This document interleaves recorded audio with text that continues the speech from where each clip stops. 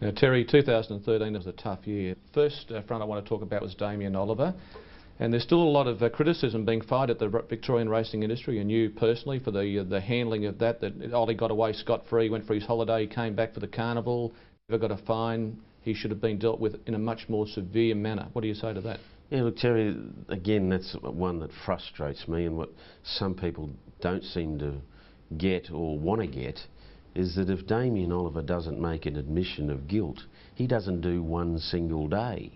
Don't worry about whether he should have rode in a spring carnival or not. The stewards had no evidence apart from the front page of the paper.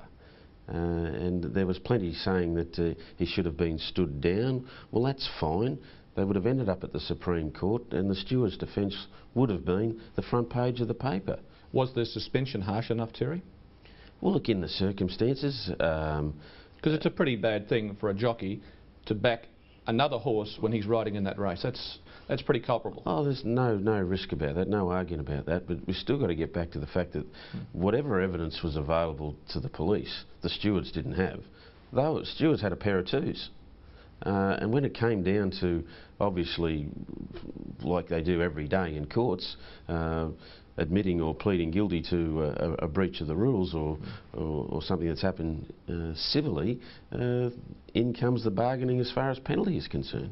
That has changed a lot from a steward's point of view, hasn't it? Because back in the 70s, once the steward said, I think you've given the horse a run or you've done something I'm not happy with, bang, out came the big suspension, and the jockey really had no recall, but now, through the legal process, it's a different ballgame. You're dealing with people's livelihoods, you've got to have very watertight evidence, and again I harp on the Oliver case.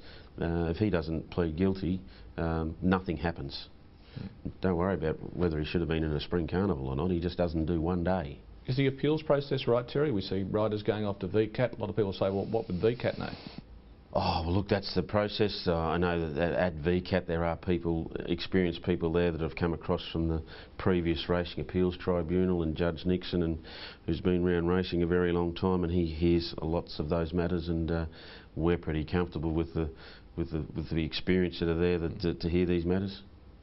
Danny Nikolic affair was obviously a very draining, very testing time in your career. Did you ever think of giving it away at any stage?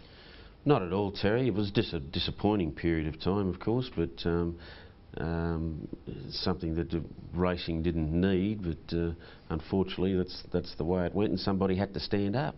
It was a long and drawn-out affair too, and a lot of that had to do with the police handing over certain information that you guys weren't able to get your hands on. Yeah, that's in reference to the Smoking Aces matter. Yeah, again, it's a situation where we live in a society where police have access to certain information, and it's all fine to say that they might be able to give it to us. That's only half of the problem. The other half of the problem is whether we're entitled to actually use it. Smoking Aces, we still, as of today, we're doing this interview, we haven't had a result. Most people think it's a bit of a laughing stock, really. It happened so long ago, and we've been promised we're going to get a result, and we haven't had anything yet. Yeah, of course, the police didn't proceed with the matter, and the evidence that's before the stewards, again, from what I understand, is not going to be solid enough to take the matter any further. With Danny Nikolic, it became a very personal affair. Were you disappointed in some parts of the media for laying you culpable to 50% of the blame when you're the law enforcer, the police officer? Oh, look, the only thing I found disappointing was some areas of the media that went straight on the front foot without knowing what happened that day at Seymour. That was disappointing to me. People not knowing the full facts, and that was a disappointing part, but at the end of the day the media have got a job to do, and I'm not going to change their line of thinking, and you just got to wear it. Did you feel threatened, Terry? Did you really, after the event it just happened, it obviously must have been a pretty scary time, particularly when you've got a family and young kids? It was disappointing when the family were brought into it. Going forward with the Danny Nikolic affair, do you think that overall you reacted and handled the situation to the best of your ability? If you had it back again, would you change a few things? Well, look, I don't mind saying, Terry, that the whole stewards panel were going through a very bad period with Mr. Nikolic.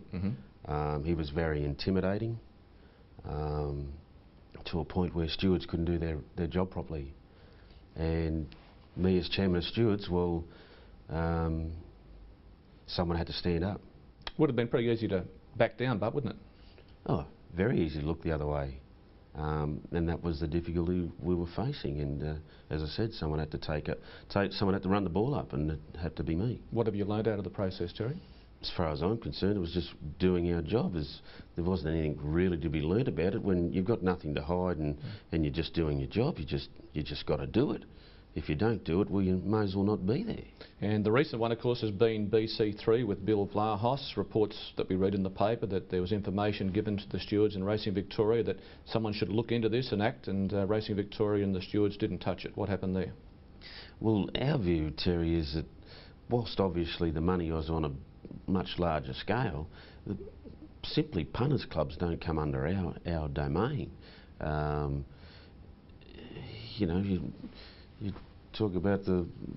But this wasn't really any punters club as where you go down to your local pub. This was with people involved in the racing industry and outside of the racing industry. We're talking big money being invested on the racing industry. He was part of BC3, which was syndicating horses which didn't have a licence at that stage. How were these infringements allowed to be run by? Well, there's two different parts of this: the punters club and obviously the BC3 and the horse and the racing side of it, which certainly the stewards, the integrity department are but there is a connection, isn't there? Time will tell where the punters club money went. Was it propping up the horses? Well, according to the CEO, Mr Cameron, that was the case, that money had to be injected into BC3 from Bill Vlahos, which he did, to keep the company afloat. Yeah, well, you know, that's an ongoing investigation, and if it's proven that that was the case, well, obviously there may be repercussions from that. But as far as the punters club is concerned, separate to the racehorses, it's simply we couldn't rock up to Mr Vlahos and say, look, we understand you've got a punters club, give us a look at your books. He'd just tell us to go away, and would be entitled to do so. If it happened again, another Bill Vlahos pops up tomorrow, Racing Victoria, the stewards would feel they have no right to go and look into those sort of matters. Well, we can't just go there on spec. We've got to, and again, punters clubs aren't our domain, simple as that. I know that's large scale of money, but it's no different to going down to the local pub, in my view. And it wouldn't be I know this is a large scale, but it wouldn't be the first punters club money that's gone walkabout. You know, I know it's at a lesser scale, but that's a domain that we don't have any jurisdiction over. Just personally, a lot of this information we've just spoken about hasn't really been great for racing, has it? It's portrayed a moderate picture at very best. Yeah, look, obviously, I think it's disappointing that you know, many have said it was simply a Ponzi scheme, and have used racing as the decoy in it all, which I think is, you know, certainly disappointing, and no fault of racing itself, but that's the pawn that was used. As Terry Bailey, the steward, going forward in the next 5 or 6 years, what other changes, what other parts would you like to bring into the racing industry to make it more transparent? You've done a lot when it comes to law enforcement, but what other areas need improving, Terry? Well, look, obviously we were the first to grasp Twitter and those sorts of media, social media outlets that we've utilised to make it more transparent and get information out to punters. I think one thing that we need to work on is, and I know a lot of the trainers don't like it, but getting information about horses that have received any sort of operations, wind operations or surgery. There's rules in place for all that. We'd like to be able to take that to another level and you know, look after the customer as far as having the knowledge of all those sorts of things. It's a tricky one too, isn't it? Giving information. Do you give too much information sometimes? Is it hard to disseminate that information to what it means, you know, going into a race? Yeah, well, I think it's all about education, and you know, change of tactics was an issue early on, and now most trainers it's just second nature now, and we'd like to be able to get, as I said, surgery to horses as second nature from trainers as well. You speak of change of tactics, but it still doesn't seem to be policed, Terry. It seems to be one meeting it's policed and the next meeting it's not. Yeah, well, I haven't heard a lot of that criticism, to be honest, Terry. As far as we're concerned, you know, we've got plenty of we get plenty of assistance from form form analysts. They're the first to tap us on the shoulder when they think that there's a horse that hasn't been ridden to where they believe it should be. And quite often there's reasonable circumstances and reasonable explanations as to why a horse has been ridden out of its pattern. I think all in all, the whole change of tactics rule needs to have a happy medium. I think in some respects it's probably, the minute a horse is a length out of where they think it should be, it's a problem, and I don't think racing should be that stereotype.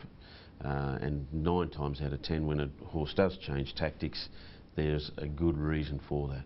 Okay, with all the betting mediums we have nowadays, is the stewards panel right across that, as in with, say, Betfair? Do you constantly monitor that, what's going on with betting agencies? Is there ever a time where you say to a rider down at the gate, your horse has been a big drifter, we're keeping an eye on you? Does any of that sort of stuff happen anymore? Certainly, we have bet monitoring done every day, whether it's in Echuca or Flemington.